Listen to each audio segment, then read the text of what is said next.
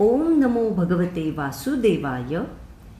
5 वर्षाच्या मुलाचे 100 वर्षाचे गणित आणि मृत्यूशी झुंज. भक्त प्रल्हादाची थरारक कथा. नमस्कार. भक्त प्रल्हाद हे नाव ऐकले की आपल्या डोळ्यासमोर एक निरागस देवाचा धावा करणारा लहानगा मुलगा उभा राहतो. पण जर मी तुम्हाला असे म्हटले की प्रल्हाद हा केवळ एक भक्त नव्हता, तर तो एक अत्यंत प्रगल्भ तत्वज्ञानी आणि मृत्यूच्या डोळ्यात डोळे घालून हसणारा एक निडर योद्धा होता, तर आज आपण श्रीमद भागवतात दडलेली प्रल्हाद चरित्राची अशीच एक बाजू पाहणार आहोत, जिथे एका 5 वर्षाच्या मुलाने दिलेले आयुष्याचे 100 वर्षाचे गणित आणि त्याची मृत्यूशी झुंज तुम्हाला थक्क करून सोडेल. या महाकाव्याची सुरुवात प्रल्हादाच्या जन्माआधीच होते. हिरण्यकशिपू मृत्यूला जिंकण्यासाठी मंदराचल पर्वतावर घोर तपस्या करत होता. हीच संधी साधून देवराज इंद्राने असुरांच्या राज्यावर हल्ला केला आणि हिरण्यकशिपूची गरोदर पत्नी कयाधू हिला पळवून नेले. पण नियतीची खेळी पहा. देवर्षी नारद मुनींनी तिला इंद्राच्या तावडीतून वाचवले आणि स्वतःच्या आश्रमात अत्यंत सन्मानाने आश्रय दिला. तिथे नारद मुनींनी कयाधूला भागवत धर्माचा आणि तत्वज्ञानाचा जो सखोल उपदेश केला, तो प्रत्यक्ष तिच्या गर्भात असलेल्या बाळाने प्रल्हादाने शांतपणे ग्रहण केला. मित्रांनो, इथेच खऱ्या संघर्षाची बीजे रोवली गेली. एका क्रूर आणि अहंकार असुराच्या घरात जन्मापासूनच एक महाभागवत आणि तत्वज्ञानी जीव जन्माला येणे ही साक्षात ईश्वराची पहिली चाल होती. प्रल्हाद जेव्हा थोडा मोठा झाला तेव्हा हिरण्यकशिपूने त्याला असुरांच्या शाळेत षंड आणि अमर्क या गुरूंकडे साम, दाम, दंड, भेद हे राजकारण शिकण्यासाठी पाठवले. पण जेव्हा हे शिक्षक शाळेबाहेर जायचे तेव्हा 5 वर्षाचा प्रल्हाद आपल्या समवयस्क असुर मित्रांना एकत्र करत असे. तो त्यांना केवळ देवाची भक्ती करायला सांगत नव्हता, तर त्याने त्यांना वेळेचे आणि आयुष्याचे अत्यंत लॉजिकल गणित समजावून सांगितले. प्रल्हाद म्हणाला, मित्रांनो, मानवी आयुष्य अत्यंत दुर्मिळ आणि क्षणभंगूर आहे.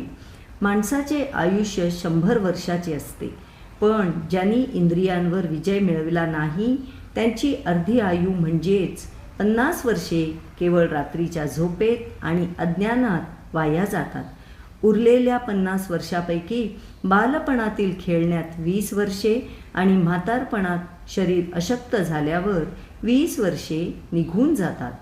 बाकी उरलेली केवळ 10 ते 20 वर्षे माणूस कधीही पूर्ण न होणाऱ्या कामना, मोह आणि घर कुटुंबाच्या आसक्तीत व्यर्थ घालवतो. जो माणूस पत्नी, मुले आणि संपत्तीच्या मोहात अडकतो, तो स्वतःला मृत्यूच्या चक्रातून कधीही सोडवू शकत नाही. 5 वर्षाच्या एका असुर बालकाच्या तोंडून वेळेचे आणि मानवी आयुष्याचे हे गणित ऐकून त्याचे मित्र थक्क झाले. प्रल्हादाचे हे सखोल तत्वज्ञान ऐकल्यावर त्याच्या मित्रांना मोठे आश्चर्य वाटले.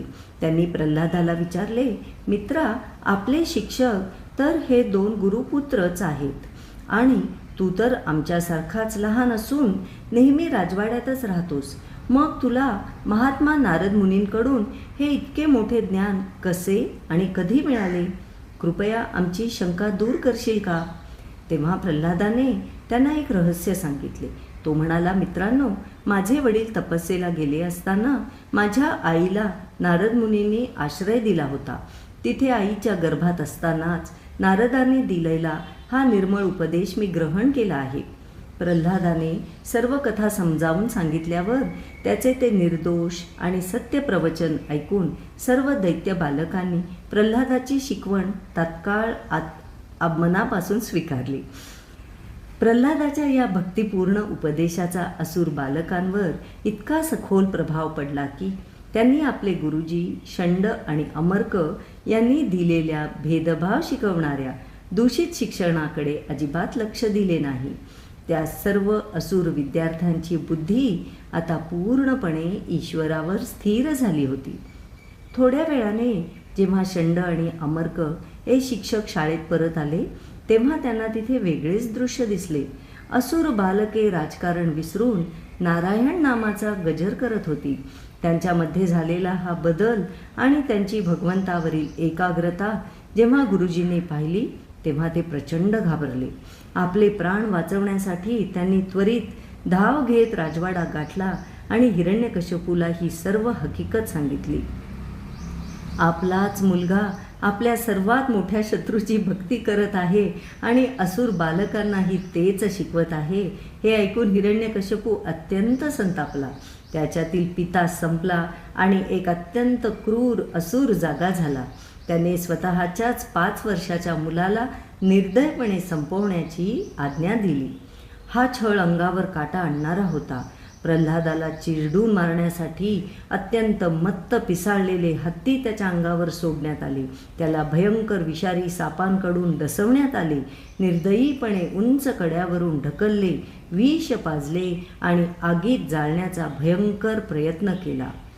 पण अंगावर काटा आणणारी अजून एक गोष्ट म्हणजे ह्या सर्व भयंकर छळात प्रल्हाद एकदाही रडला नाही. त्याने मृत्यूच्या भीतीने देवाची करुणा भाकली नाही किंवा तो अजिबात घाबरला नाही. प्रल्हादाचे चित्त सर्व शक्तिमान परमात्म्यामध्ये इतके स्थिर आणि एकाग्र झाले होते की शस्त्रांनी त्याला जखम झाली नाही, विषाचा त्याच्यावर परिणाम झाला नाही आणि अग्नी त्याला जाळू शकला नाही. हिरण्यकशिपूचे मृत्यू देण्याचे सर्व क्रूर प्रयत्न निष्फळ ठरले. हिरण्यकशिपूने मृत्यूवर विजय मिळविण्यासाठी शरीर झिजवले होते, पण तो स्वतः मृत्यूला घाबरत होता. आणि इकडे 5 वर्षाच्या प्रल्हादाने कोणतीही आसुरी तपस्या न करता केवळ आपल्या अढळ श्रद्धेने आणि निडरपणाने मृत्यूलाच हतबल करून सोडले होते. मंडळी, प्रल्हादाला संपवण्याचे सर्व मार्ग जेव्हा बंद होतात तेव्हा हिरण्यकशिपूचा अहंकार कोणते टोक गाठतो. तो जेव्हा रागाने प्रल्हादाला विचारतो की तुझा देव या खांबात आहे का, तेव्हा पुढे काय घडते. ब्रह्मदेवाच्या वरदानाचा मान राखून खांबातून साक्षात देव कसा प्रकट होतो, हा सर्व थरार आपण पाहणार आहोत या कथेच्या पुढच्या भागात. तोपर्यंत 5 वर्षाच्या प्रल्हादाचे हे 100 वर्षाचे गणित आणि त्याची निडरता तुम्हाला कशी वाटली हे कमेंट्समध्ये नक्की सांगा. व्हिडिओ आवडला असेल तर लाईक करा आणि पुढचा भाग पाहण्यासाठी चॅनलला सबस्क्राईब नक्की करा. धन्यवाद. जय श्री कृष्ण.